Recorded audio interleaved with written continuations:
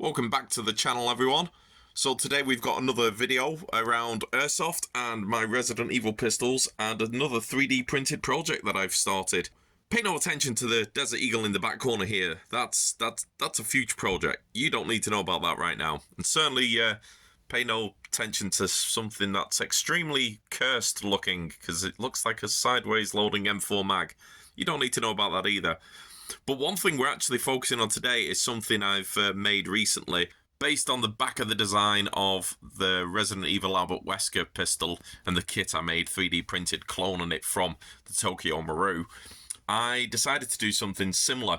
So this video's more around the Barry Burton pistol from Resident Evil. This is the version 2. I did have a version 1 which I cannibalized to make that one.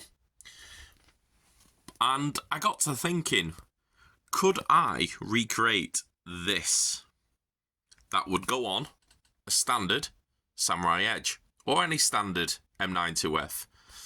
And the answer is yes. Yes, I can. And yes, I did. Because here they are.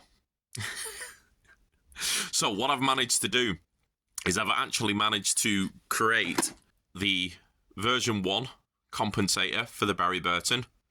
As you can see it there, it's got the Barry Burton mod, the custom kendo shop on the other side.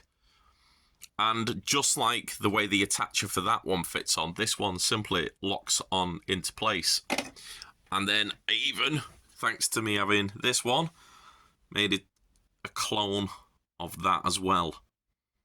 So in essence, you can turn any standard Samurai Edge or M92F pistol into a Barry Burton. The only thing I don't have, obviously, is the V2 grips, but, you know, just the compensator alone.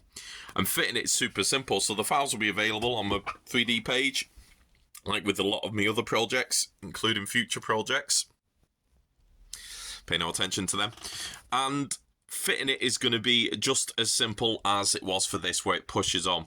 Now, it has been designed to be a tight fit, but the fitting is really, really simple. And I just wanted to cover a few things that if you do print this file and you want to fit it, on how to fit it, and more importantly, how to make sure it's a good fit. Right, hopefully you can see here, camera's wobbling, apologies, I don't have an amazing setup, you know, I'm running everything on a budget, as you can bloody see, and forgive all the little bits on here. I've got so many projects going on. I had to clear this workspace earlier, and it was a pain in the ass. Here you are with your standard Samurai Edge, or WE M92F. Now, obviously, these have been designed specifically to fit the WE version of this pistol. I can't guarantee it will fit other models, but I have been told by someone who got one that actually did fit a TM. But like I say, it may do, it may not. I'm not guaranteeing it. So fitting it is just as simple as the last project where we did the Albert Wesker rail. It's designed to actually clip around the slide release button here. So all you have to do, slide it down. Hopefully heard that little click, and that locks it in place. And there you go. Problem solved. And to remove it, just need something to push the slide release in, and off it comes. So, real simple concept. Same with the version 2, which personally I prefer. I do like the version 2 over the version 1. Exact same fitting. Now, when it comes to printing the file and fitting it yourself, just a few potential snags you can have. So these have been designed to be as snug fitting to the gun as possible. However, depending on your printer and tolerances, you know, your infill and stuff like that, you may find it varies. So don't panic.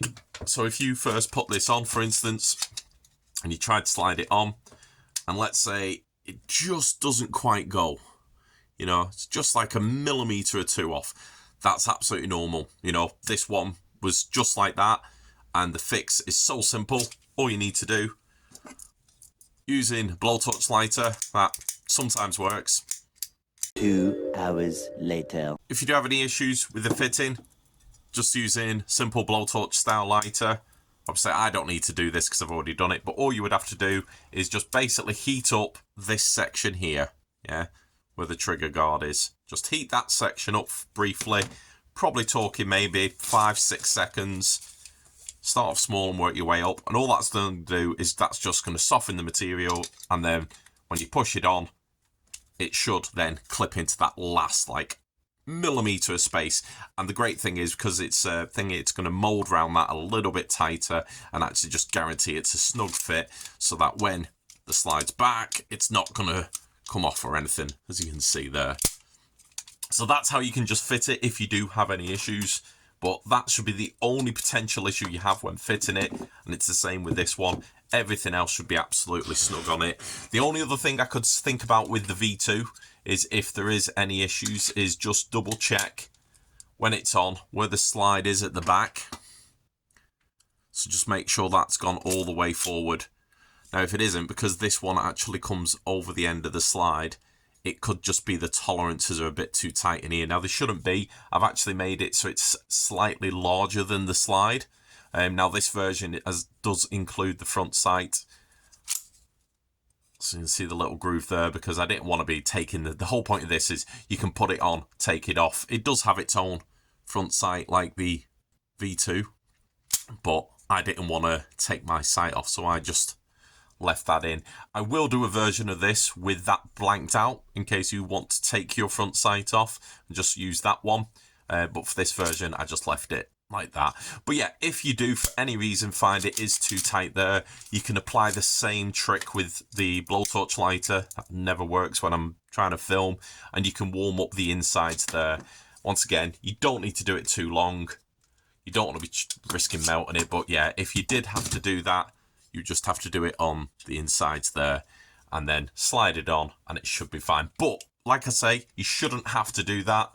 That one's a little bit of a rough print, but it went on okay. And like I say, I've left enough tolerance and clearance. But that way you can basically create your own Barry Burton. Let me grab the other. But there you go. So that's the original Barry Burton and then my custom adapter. You know, making the V2 was actually easier than making the V1, because this one was just a really simple design, but just trying to get it the shape, whereas this one, it took a little bit more work to get the grooves on, but it was actually easier to make than that one, surprisingly. But there you go. So you've got options for the V1 and the V2. But that is it for this video. Hopefully that's turned out okay. Like I say, unfortunately, I only have a camera, a phone to record on. It's not the best, but this is just simply to showcase how you can fit those. I also have to say, it is bloody cold in my workshop. I'm freezing my ass off in here, so I need to wrap this video up and go warm up. But I will be back with more videos, working on a few projects. Not that I've give anything away of future potential projects. Wink wink, hint hint. So thank you very much for watching. If you do have any queries or questions, please feel free to put them in the comments. I always try to answer any questions on my YouTube. And, you know, if you do purchase one of these files for your pistols, enjoy it, and thank you very much in advance. But that is it for this video, and I will see you in the next one. Bye-bye for now.